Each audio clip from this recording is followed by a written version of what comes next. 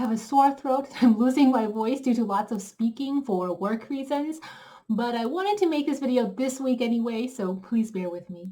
Religious scholars in East Asia will make the distinction between sutra-based Buddhism, Xianzong, and Tantra-based Buddhism, Mizong. Xianzong, sutra-based Buddhism, by its terminology, can also refer to exoteric, or to put it in lay terms, the religious and philosophical Buddhism that you're probably familiar with. Mizong, Tantric Buddhism, is esoteric Buddhism. Mi in Mizong means secret, the mysteries, Arcana. Xizang Mizong, or Tibetan Tantric Buddhism, is what the West often associates with the concept of esoteric Buddhism, but Tibetan Tantric Buddhism is only one sect, one 佛教派of the umbrella term esoteric Buddhism.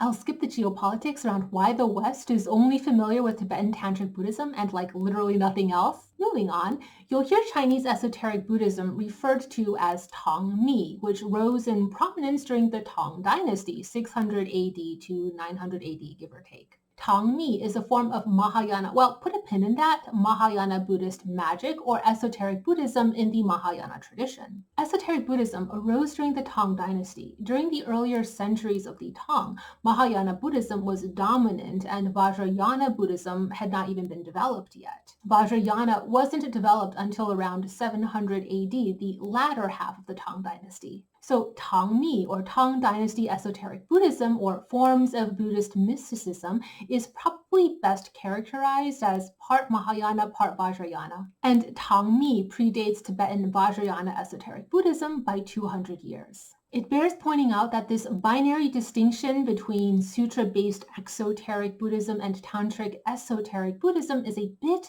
of an artificial construct courtesy of academia. Because in practice, sutra recitation is tantric, so technically, if you're a practicing Mahayana Buddhist, you're practicing Tantra. And if you're a Tantric Buddhist, one of your core cultivation practices for amplifying magic and occult power is probably sutra recitation. High-level philosophy question here, why is it, East or West, when we get into occult practitioner spaces, everyone both loves and hates labels and no one can ever agree on the scope or definition of labels? For those interested in exploring Tang Mi, the two key texts for cultivation and empowerment are the Vajrasakkara Sutra, Jinggang Ding Jing, and the Vairocana Sutra, Da Er Jing. By the way, what you just saw on screen is a traditional magical protection talisman you will find in Tang Mi esoteric Buddhism. You take sand from sacred consecrated grounds, such as a temple or monastery, and you bless it with 108 recitations of the Vairocana Sutra, Da Er Jing, though any of the sutras in the Vajra traditions can be used for this. Also, the spiritual disposition of the person doing the sutra recitation matters a lot, at least in theory. Religious theory.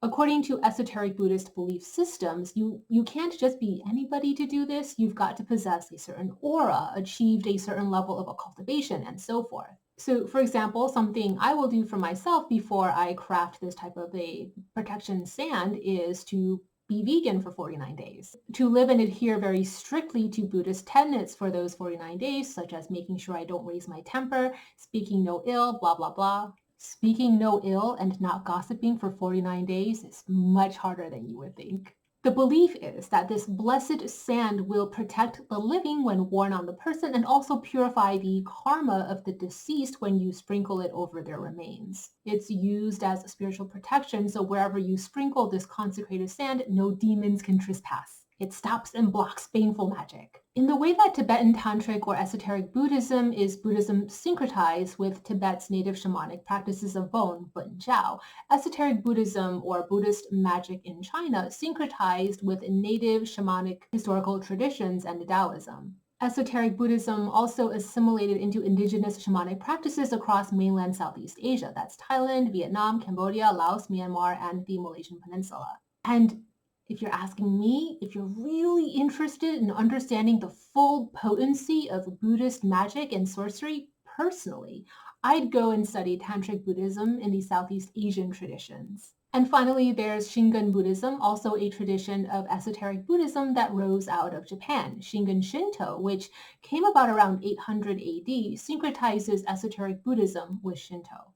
So generally, Mizong or Tantric Buddhism is a branch of Buddhism syncretized with indigenous Asian folk practices and beliefs. It's an approach to Buddhist practice that cultivates an interactive relationship with the various spirit realms, devas and apsaras, Feitan, to ashuras and even naraka, if you are so bold. Ashura are fallen angels-ish? So in Buddhism, devas are celestials that try to inspire you toward a greater good, while asuras seek to subvert what the devas are trying to do. Asuras tempt you toward self-empowerment, generally being selfish and self-interested and indulging in the vices. And there are many lineages in Tantric Buddhism that work very closely with asuras. Esoteric Buddhism or Buddhist mysticism is also a system of occult practices that help humans to more productively engage with the spirit world. So you're going to see talisman crafting, divination, exorcisms, faith healing, and rituals for interacting with spirit entities from the various Buddhist realms. When we're talking about Tantric Buddhist practice, one core approach to cultivating the personal power needed for occult practice is recitation of the Diamond Sutra, Jinggang Jing. Another would be Xianjie Jing or the Bhadrakalpika Sūtra. It's known in English as the Fortunate Yan Sutra and also the Thousand Buddha Names Sutra. Whether you're battling demonic entities, performing exorcisms, blessing talismans, healing the sick, cursing someone, you'd be working within that portfolio of sutras. Whether you're talking about Mahayana or Vajrayana Tantric Buddhism as an occult practice is subdivided into two Mi, secrets or mysteries. You've got Lao Mi, the elder mysteries, and the Xing Mi, the new mysteries. And these two mystery schools of Tantric Buddhism are distinguished from one another in short summary, by the sutras they focus on. I mean, it's complicated and I really want to keep this video brief, so let's just keep it to that explanation. Back to the distinctions or conceptual differences between sutra-based exoteric Buddhism and Tantric esoteric Buddhism. In sutra-based Buddhism, normal people Buddhism, as I'd like to call it, the core premise for Buddhist practice and spiritual cultivation are purify the mind, purify the body, and purify the spirit. Whereas in esoteric Tantra-based Buddhism, the core premise for Buddhist practice and spiritual cultivation are know the secrets of the mind, know the secrets of the body, and know the secrets of the spirit.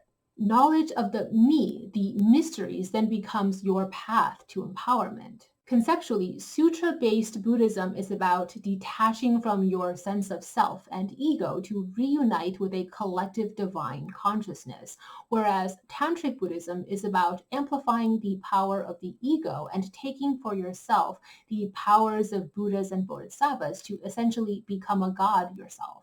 Now, when we start making references to magic in Buddhism, it gets murky and confusing because technically this concept of magic or its equivalent is found in both sutra-based Buddhism and Tantric Buddhism. Buddhist magic is not just limited to Tantric or esoteric Buddhism. In sutra-based Buddhist magical or ritual practices, the goal is, in theory, spiritual transcendence. And by and large, the only way to achieve that is meditation and reading sutras to sow Buddha's wisdom into your mind, body, and spirit. You sow the sutras into your mind, body, and spirit. That's an inside joke nobody watching this will get. I'm making fun of a shifu.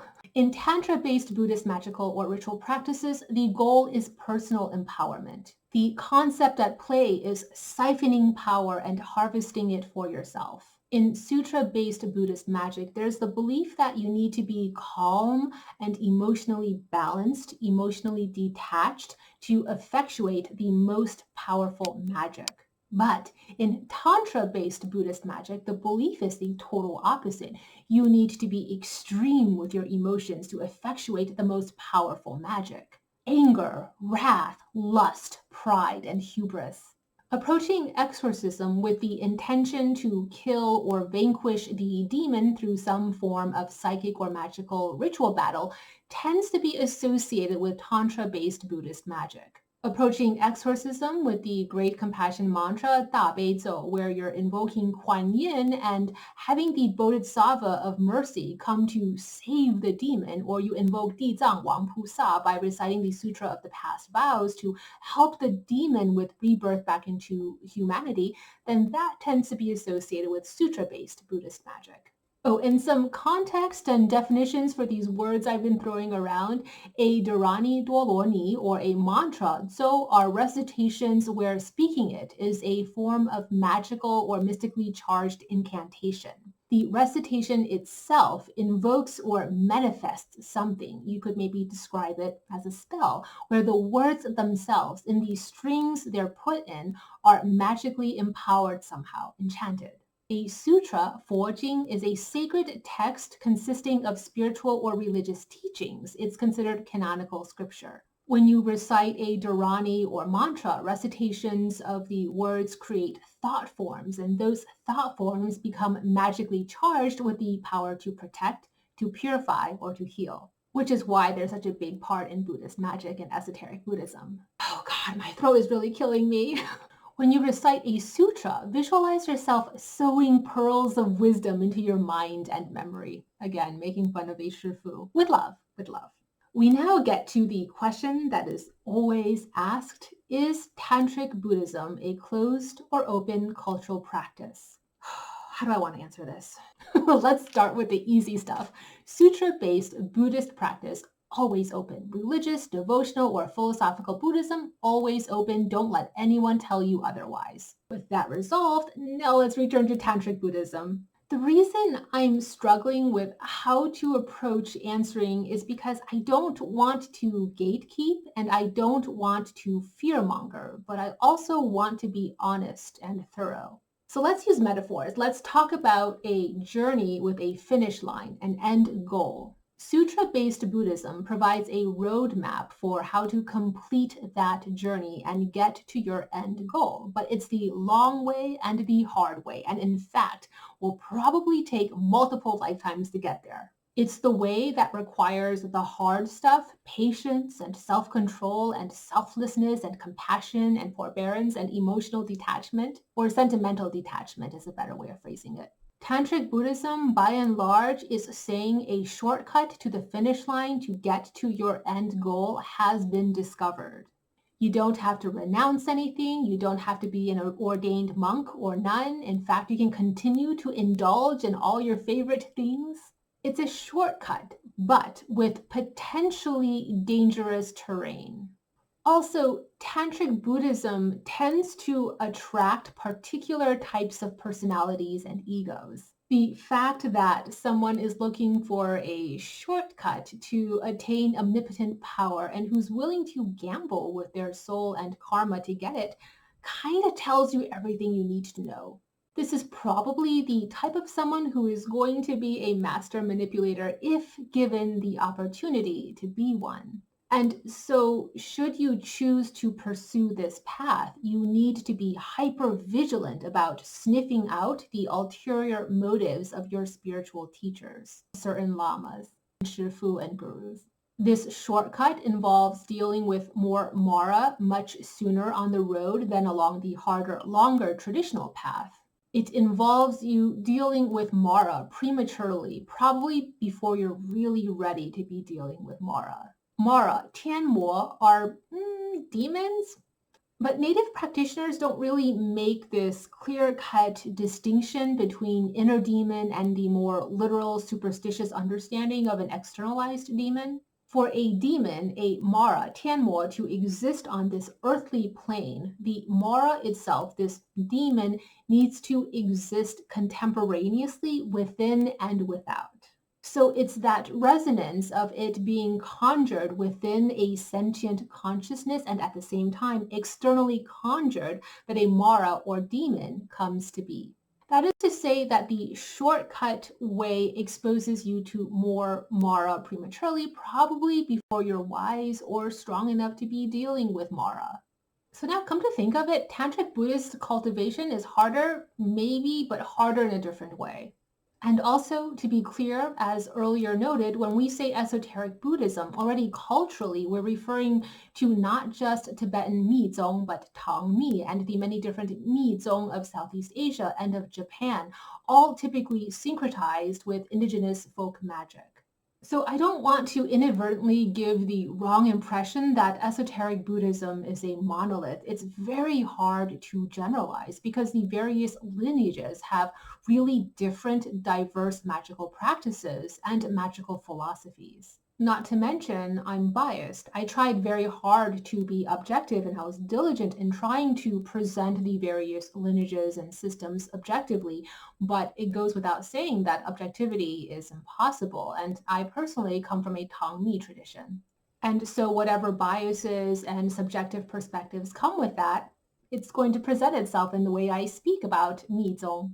If you're interested in a practicum, so you have hands-on experience and first-hand insight into what Buddhist magic, Buddhist mysticism, or esoteric Buddhism, what this is exactly, I've opted to provide the homework assignments in written form. So click on the link in the video description box for more information.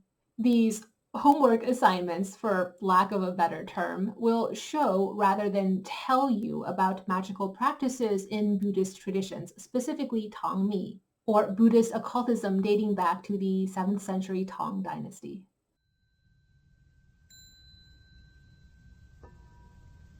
No.